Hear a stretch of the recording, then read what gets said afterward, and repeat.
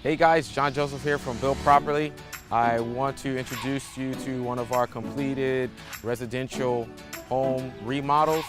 This is 135 Northeast 98th Street, and I'll be basically introducing you to the home itself, the work that took place here, what exactly this home has to offer to any potential home buyers that are looking for a property here in Miami, Florida, and a little bit of what we do.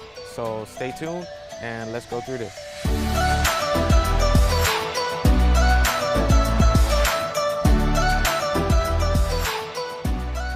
So, one of our first primary challenges was dealing with the exterior. We wanted to come in with a new design, a new look to appeal and give it some curb appeal. One of the first things that we did was we replaced all of the windows for the entire home. We put in some nice, big impact windows. We removed the outdoor shutters that were here before, and we changed the old windows to this current style that's here right now. Another thing that we did, you'll notice that we replaced the roof. We used to have a older style, white, flat roof that didn't really give the home a good pop. So we changed the color. We came in with some Veritile, S-Tile, Barotile roofing. It's very nice, very appealing, more color, more features. We also changed the paint of the home. We went with a more modern, sort of subtle gray. And then we added some additional outdoor design features when it came to the planters. We went with a wood grain porcelain tile cladding for the planters. These planters were here already, but they were badly damaged. The stone was breaking apart, so we had to first repair the planters, pour concrete, get it structurally sound, and then add in the design feature afterwards. Here, the old home featured a lot of ornamental iron cladding. So we demoed that, we removed that, we demoed all of the tile that was here before. It was a red brick that was here, it was very ugly and dated. So we wanted to modernize it and bring it a little bit more pop. This here we added, this was a metal post that was here. It didn't really have any sort of features, so we decided to give it some more girth, give it some more space, and actually do a concrete stone square feature, and then clad it also with this wood finish cladding that you see here now. We also added cladding to the back wall here.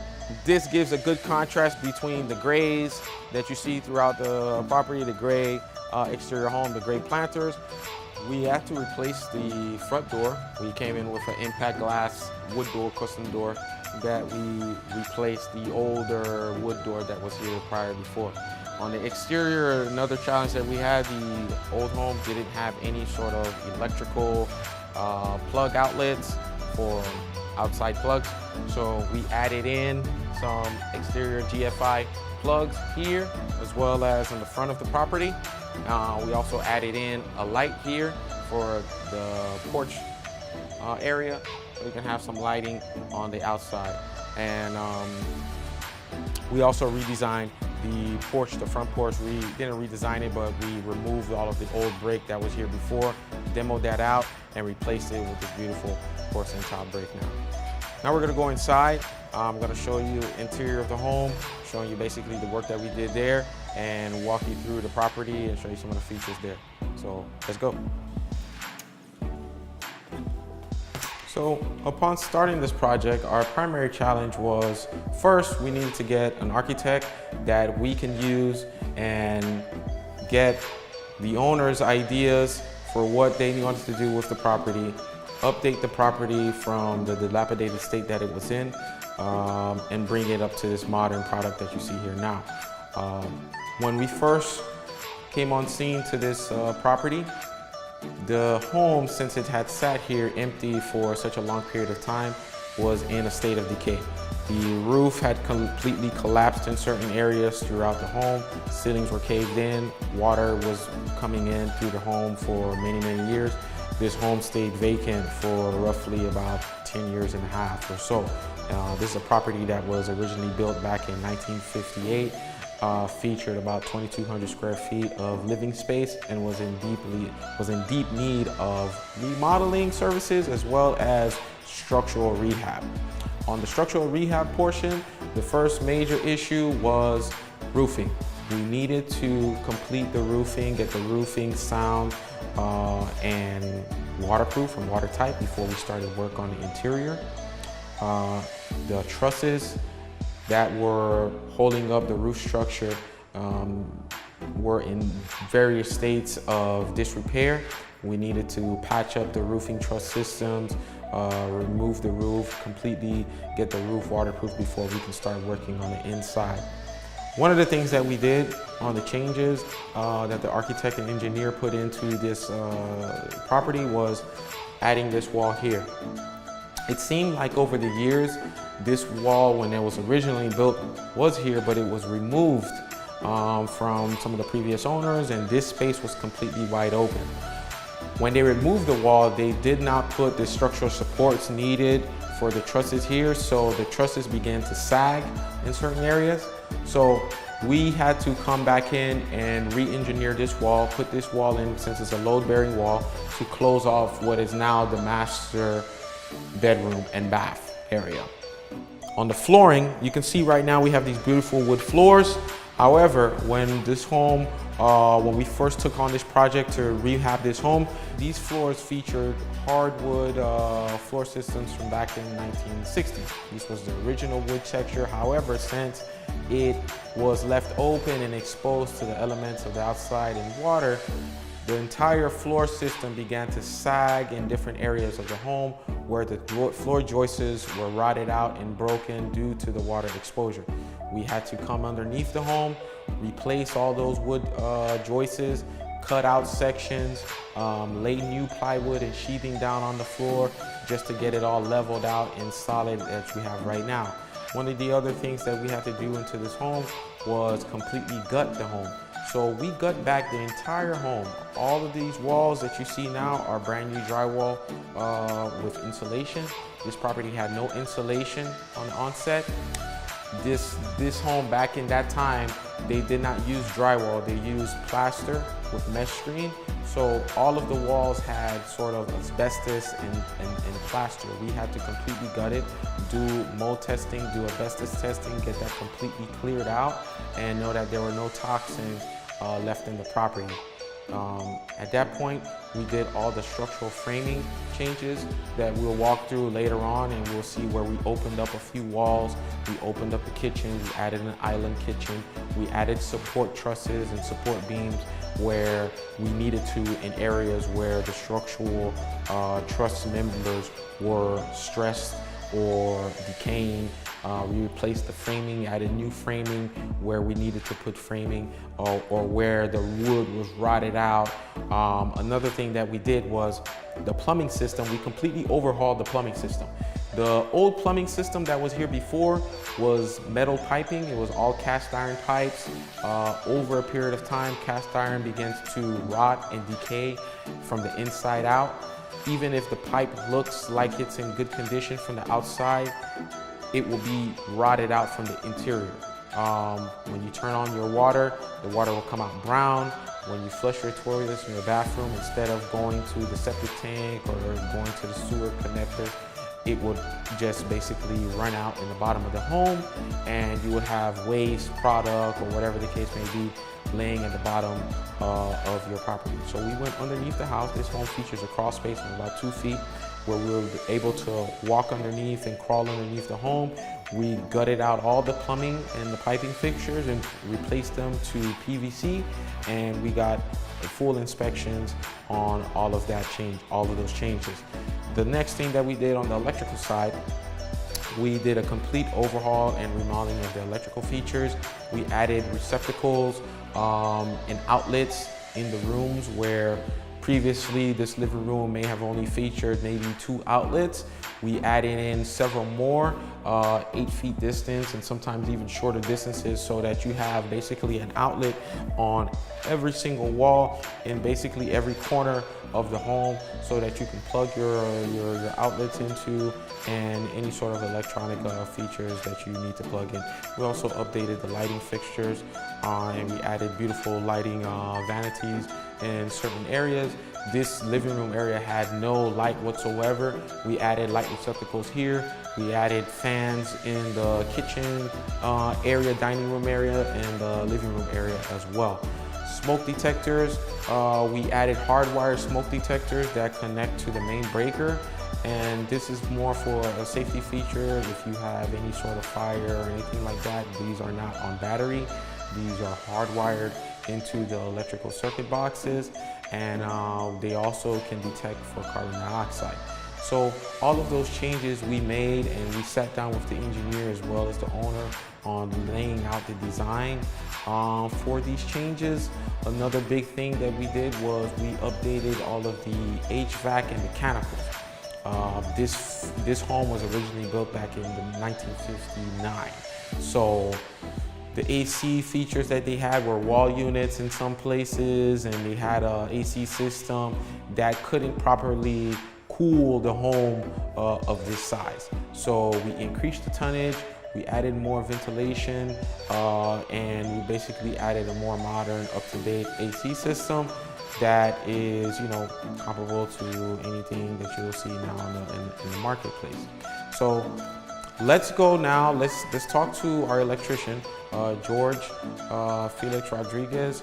He works with us over here at Built Properly, and he has information in regards to some of the work that he did on updating the electrical features for this home, including all of the work that went into the kitchen and some of the challenges that we faced there.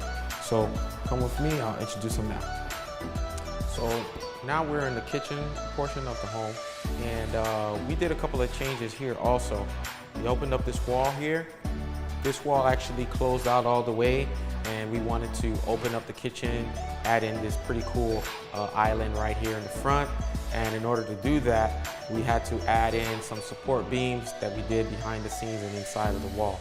So from here to there, we added a support beam up top inside of the ceiling that you don't see right now, but we needed to do that because this was a load-bearing wall, so we needed to actually transverse some of that weight load through a beam. And when we put up the beam, we also had to add in a column on this side. That enabled us to kind of open up this kitchen view that you see now. Add the island. There's a good area for people to sit down and talk, family members to gather around the island. So we wanted to actually make this more of an open floor plan concept. And we did that by doing some structural changes. In addition to the structural changes, we also added in some electrical features. I have George here with me right now. He's our electrician here at Built Properly, and he'll be describing basically some of the electrical updates that we did, such as the recessed lights, the outlets that we had to put into the island, and some of the things that we needed to do just to basically bring this property and the electrical up to code. So, George, if you can describe some of the work and some of the changes that we made here in the kitchen. I know that we added in some outlets, and you had some challenges that you faced in dealing with, say, putting in these electrical outlets into the island. You had to update the electrical panel box. So is that something that you can probably go over and describe? This house is a house from the 50s, so the electrical system is a very old system which is not according to the new codes. Okay. So always when you are facing remodeling, you're not going to be completely happy because you are not seeing what you have behind walls. You can have a print, but follow the print is not the same that once you cut a wall or you open a ceiling. Yeah, and by print, you're talking about basically once you have in front of you the blueprints from the architect. With the architect design. Got you. Doesn't always coordinate with the reality of what's here on scene. That's right. And basically what you have inside of the actual walls and where they're actually being placed. We're talking about. So in order to get this house according to prints and the National Electric Code, we had to do some extra work. Because, for example, the ground system wasn't existing because they were using the old system, which is through the pipes. So now the code is asking for arc fault breakers, and that precise neutrals for each breakers, a good ground system. So the ground system, you're actually talking about, basically, this is some sort of electrical term for a ground wire, okay, From protections. for protection, you know, from shocks or whatever the case may be. And the old system didn't have any sort of grounding in place because maybe that time they didn't need that, or it wasn't a code. It has it, but it was following the previous code. Okay. That's supposed to come Previous, through the metal. and by code we mean previous rules, you know. Previous rule, right? Of how to properly install electrical has since been updated. As you know, every year the National Electric Code has updates. Okay. It's updated. So, like you were saying, this house is from 1959. Yeah. Plus, I guess that several owners, you know, have been living in this house. So, Change here, there, change things here. Yeah, so now we have to come in, figure out all the changes. And That's right. What's old, make it new and make it modern and bring it up to the current rules or code of today's standard for electrical work. For example, today's standards demands dedicated circuit for each appliance. For example, for microwave, your disposal, garbage disposal, your dishwasher, everything precise demand a dedicated circuit. Dedicated circuit meaning that if you're going to have a stove or a microwave or something like that, that stove or that appliance equipment has to have its own independent circuit breaker or wire connection from that appliance to the panel box or main hardware box. So each individual, and I guess back in the old days they would probably run as many as they can to, and I'm assuming that's basically for fire or, you know, trying not to overload a circuit so that you don't have a stove and maybe a dishwasher on the same sort of breaker, I'm guessing. That's just, finally, that's the main reason for that is for homeowner protections. Because you can start a fire if you have a wire which has a high load, so it can start burn. Yeah. And you can start a fire in the house. So, new code, new rules that we need to apply in this house, and you need to match what you previously had, because it was a 1959 house. By fortune, we have a crawling space where we can do most of the work. You have to go underneath. Yeah, I have to go underneath the home into the crawl space, and maybe run wires from underneath, wires through the floor, pipes, box, or whatever the case may be. Okay. We have to do that. We have to. What about in the attic? Did you also have to possibly run wires through the attic? Yeah, we have to run wire through the attic. We have to run pipes. We have to cut pipes because it was not used anymore, and we have to demolish what we don't need to use and what was basically pipes that were Yeah. maybe they went to an outlet that was in the part of the house, like this wall, for example, had most likely some lighting or piping and things like that. And since we were opening up the space and removing the wall, we had to eliminate whatever pipes and wiring were in this location and reroute them to wherever they were going to be at for the final product, basically. And that was a really hard work because the ceiling, I mean, the attic is really small. It's really narrow. It's tight, yeah, it's narrow. Tight, Okay. narrow. And you're trying to go in between the trusses. You have the AC ducts. You have True. water ducts, pipes. I mean, it was really hard, but finally we get it, and we end with a very good product. I guess. Yeah. Everything is running through the rules. As you can see, I guess it's a good ending. Yeah. Okay.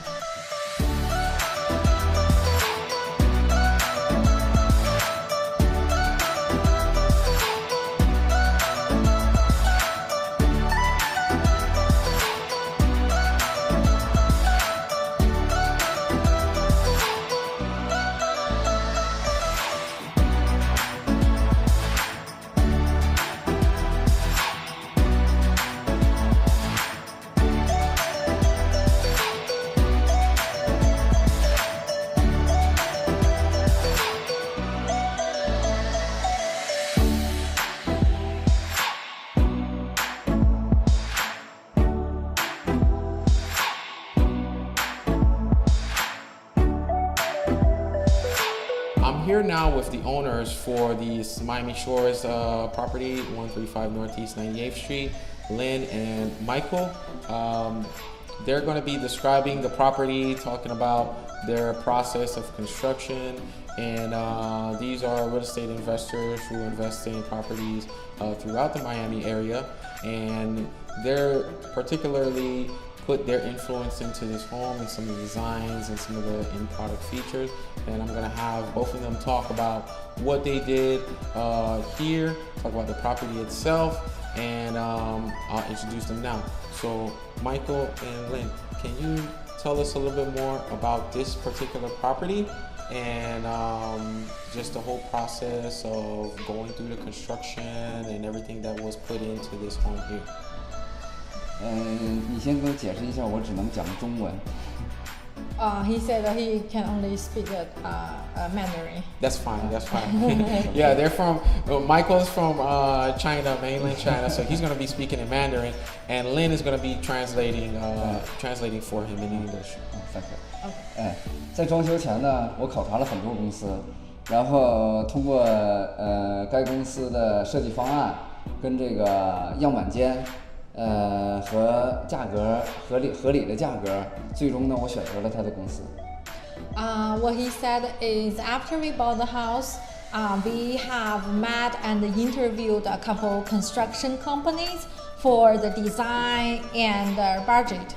So finally, we met with John and his team. He gave us many ideas on how to design the home and change a couple layout. He's very patient and very professional, and we have been going to we have seen the work he has done. So finally, we decided to go ahead with John. 在工作的过程中呢，他们公司员工热情的服务，还有从超高的技术。都给我留下了深刻的印象。He said he was very impressed with John and all his people. They were very responsible and they answered phone calls and very detailed problems. They will let us know and give us several different suggestions. So he said he was very impressed with them. 感谢贵公司，对我这个房子这么认真的，很细致的，就是说，每一个细节做的都非常好。He said he's very happy with every detail of their work for this house. He's very thankful that he found John and how he and his team remodeled this house for us. 证明该公司是一个值得信赖的公司。He said that he's very reliable.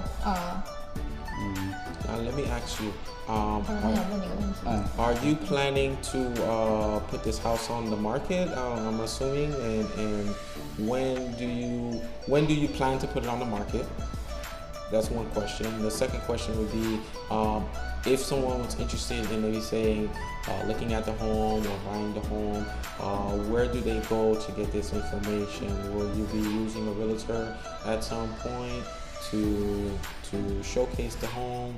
And when is your anticipated time frame for when you plan to possibly start putting it up on the market for sale? OK， 他说你盖完了之后打算卖吗？多久会放到市场上？如果有人有兴趣的话。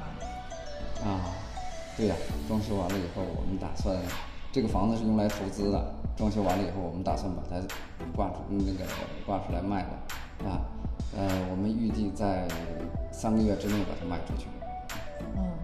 He said, we plan to sell this house because what we do is we buy and fix up and then we're trying to sell them. He said he's probably gonna put it on the market maybe after 2 weeks.